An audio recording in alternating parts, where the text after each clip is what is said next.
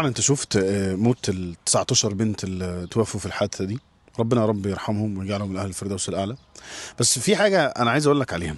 والله سبحان الله. النبي عليه الصلاه والسلام كان قايل لنا: موت الفجأة راحة للمؤمن.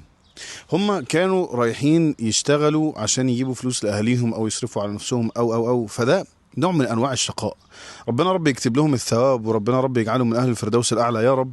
بس موتهم الفجأة ده بجد ممكن يكون راحة ليهم. عارف إن هو رايح وشايل هم وتعبان ومتفرهد وفي الحر، ومرة واحدة لقوا نفسهم في الجنة. والله سبحان الله. فموت الفجأة ده بجد بجد يبقى هو ده الراحة اللي بالنسبة لهم. وكمان ممكن البلاء اللي نزل على أهلهم وأهلهم صبروا على البلاء ده يكون سبب لدخولهم الجنة. فاللي حصل ده دخلهم هم الجنة، وممكن يدخل أهاليهم كمان الجنة. شوف البلاء.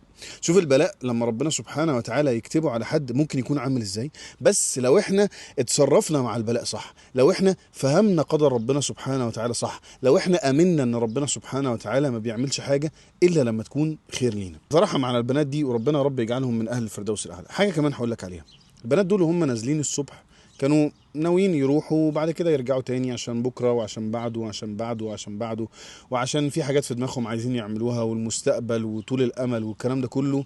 قدر الله سبحانه وتعالى ان هم بقوا من اهل الجنه باذن الله. فانت ما تعرفش هتموت امتى يا ابني. والله ما تعرفش هتموت امتى. فلو ما تبتش دلوقتي، ولو ما تحجبتيش دلوقتي، ولو ما بطلتش تعمل حاجات حرام دلوقتي، ولو ما رجعتش تصلي دلوقتي، امال انت مستني ايه؟ بالله عليك توب. توب لربنا سبحانه وتعالى.